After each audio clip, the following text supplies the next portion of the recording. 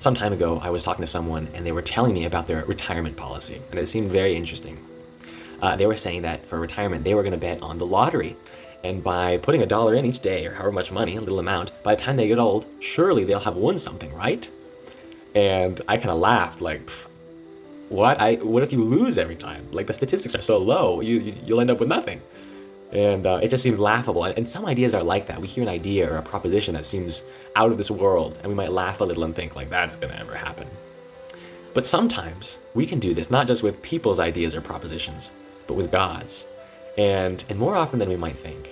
This actually happens in the Bible with, of all people, the wife of the father of faith, Abraham's wife, Sarah. We pick up the story in Genesis 15 when 3 mysterious visitors come to visit to see them, and this is what it says. Then one of them said, "I will surely return to you about this time next year, and Sarah, your wife, will have a son." Now Sarah was listening at the entrance to the tent, which was behind them. Abraham and Sarah were already very old, and Sarah was past the age of childbearing. So Sarah laughed to herself and thought, "After I am worn out and my Lord is old, will I now have this pleasure?" Now this promise is not news to Sarah. Abraham at this point is 99 years old, and they've heard this promise of a son since he was 75. So for 24 years, she has kept hearing about this so-called promise. And this is even 13 years after she's already set him up with Hagar. So they have Ishmael. So, and before, in the chapter previous, Abraham actually had an encounter with God where God specifically tells him, no, it's going to be through Sarah that you have this child. And no doubt he would have told his wife about it. So she, at this point in the story, knew that God specifically said she would have a son.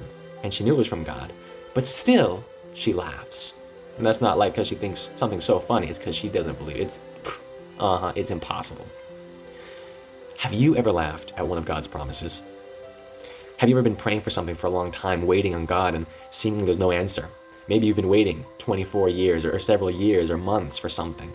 And maybe when God says, "I will meet all your needs according to the riches of my glory in Christ Jesus," you say, sure he will. After all, I know my financial situation better than anyone, or my health situation, and it's not just going to simply change on a dime. Or maybe it's when God tells you, "I know the plans I have for you, plans for a future and a hope." And you might laugh and say, then why am I still wondering where my life is going? Or maybe when God tells you, "Who the Son sets free from sin will be free indeed." And you think, okay, sure, I'll believe it when I see it. Wondering if God can really set you free from that sin. What promise have you laughed at? Have you been laughing at recently?